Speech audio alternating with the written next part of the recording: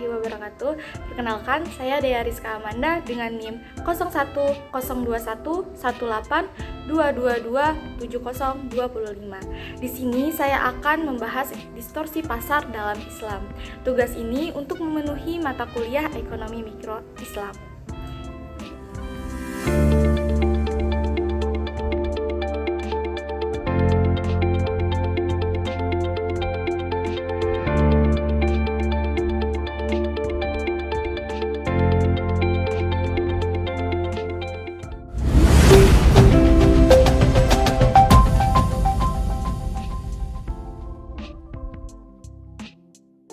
Baik, di sini saya akan menjelaskan pembahasan pertama, yaitu distorsi pasar dalam hubungan pasar dan mekanisme pasar. Yang pertama, yaitu apa sih distorsi pasar? Distorsi pasar itu bisa dikatakan rusaknya keseimbangan dan keadilan pasar karena adanya penyimpangan jual beli.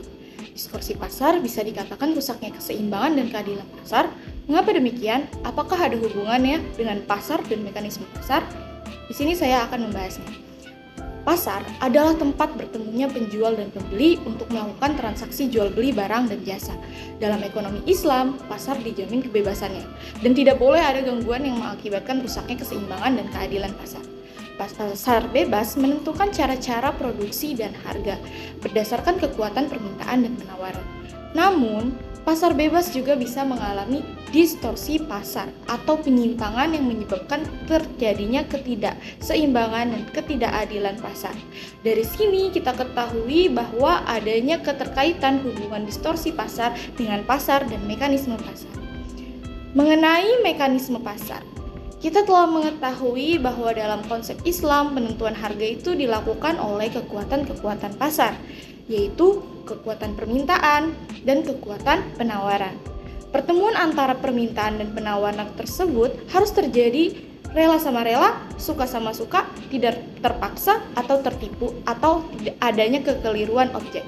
Transaksi dalam melakukan transaksi barang tertentu pada tingkat harga tertera.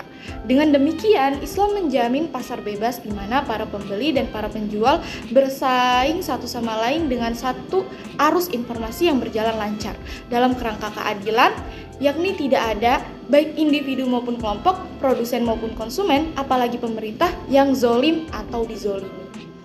Nah, hal itu tentunya merupakan situasi yang ideal.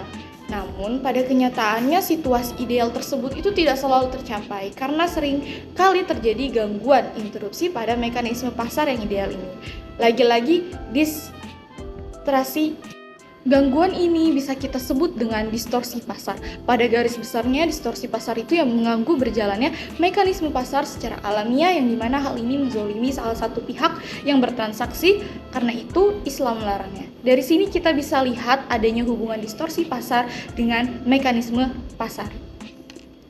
Dapat dipetik dari keterkaitan distorsi pasar dalam pasar dan mekanisme pasar itu merupakan hal yang sangat merugikan dan negatif karena melakukan penyimpangan yang mengganggu berjalannya pasar. Nah, lebih jelasnya itu akan aku bahas pada pembahasan selanjutnya, yaitu mengenai bentuk dan studi kasus salah satu distorsi pasar. Seperti yang kita ketahui tadi, apa itu distorsi pasar, bagaimana hubungannya dengan pasar dan mekanisme pasar. Selanjutnya di materi kedua ini kita akan bahas apa saja sih bentuk atau jenis dari distorsi pasar.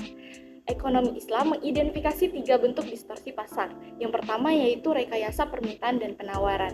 Terjadi ketika ada pihak yang sengaja mempengaruhi jumlah barang atau jasa yang ditawarkan atau diminta di pasar untuk menciptakan kelangkaan atau kelebihan, sehingga harga menjadi tidak sesuai dengan nilai sebenarnya. Ada 3 jenis rekayasa permintaan dan penawaran. Nah, distorsi pasar yang kedua yaitu tadlis. Terjadi ketika ada pihak yang menipu atau menyembunyikan cacat atau kekurangan barang atau jasa yang dijual atau dibeli di pasar, sehingga harga menjadi tidak adil. Tadlis ini ada 4 bentuk. Yang pertama, penipuan menyangkut jumlah barang, mutu barang, harga dan waktu penyerahan barang.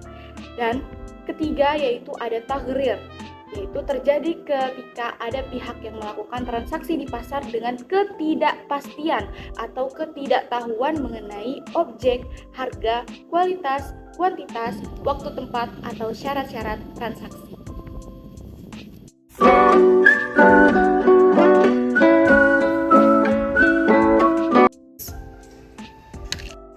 dari bentuk-bentuk distorsi pasar yang saya bahas secara singkat tadi, saya lebih tertarik membahas distorsi pasar yang ketiga, yaitu tadlis. Transaksi penipuan sering terjadi pada e-commerce. Memang transaksi melalui e-commerce atau via online lebih mudah. Namun, terlepas dari berbagai kemudahan yang disajikan, transaksi jual beli secara online ini sangat beresiko dengan tidak adanya interaksi secara langsung. Terkadang beberapa oknum yang tidak bertanggung jawab justru memanfaatkannya untuk menipu. Tak jarang adanya pelaporan kasus penipuan online dilakukan oleh konsumen karena merasa dirugikan saat melakukan transaksi. Seperti kasus yang saat ini terjadi baru-baru ini. Studi kasus tadlis yang saya akan bahas yaitu modus baru penipuan jual beli online yang termasuk dalam penipuan harga dan waktu penyerahan barang, di mana penipuan jual beli mobil online, pelaku jebak korban dengan harga murah dan aplikasi peta palsu. Rekayasa pengiriman. Penipuan jual beli mobil online dengan kerugian ratusan juta rupiah diungkap Sekreskrim Polres Metro Jakarta Selatan. Pelaku yang beraksi seorang diri mampu menjerat korban dengan menggunakan akun media sosial yang memposting mobil fiktif yang dijualnya. Seorang warga di Jakarta Selatan menjadi korban penipuan pembelian mobil setelah melihat iklan mobil dengan harga yang murah. Dari hasil penyelidikan unit Polres Metro Jakarta Selatan, pelaku yang diketahui berinisial DSP berasal dari Palembang, Sumatera Selatan.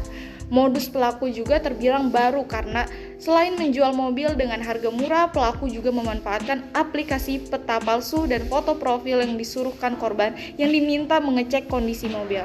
Untuk membuat efek jera, ada peran pemerintah atau aparat untuk menanggulang efek jera dari distorsi pasar, terutama yang terjadi di kasus ini. Di kasus ini, aparat kepolisian menjerat pelaku dengan Undang-Undang Dasar ITE dengan pasal 37 KUHP dengan ancaman 6 tahun di penjara.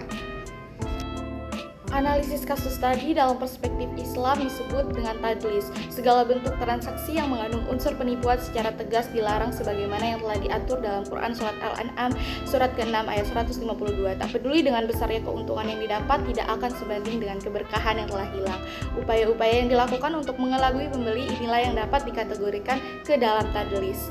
Siapapun, tidak ada keuntungan bagi siapapun yang memperoleh harta dengan proses yang haram dilakukan. Mengejarnya saja sudah berdosa, apalagi jika berhasil mendapatkannya.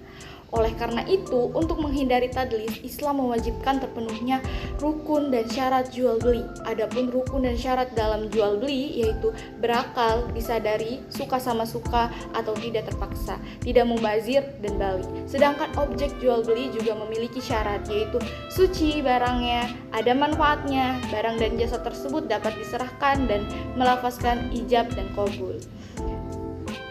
Ketika syarat dan rukun tersebut sudah terpenuhi, maka suatu transaksi jual beli dapat dikatakan sah dan akan terjamin keamanannya. Itu saja yang saya dapat sampaikan.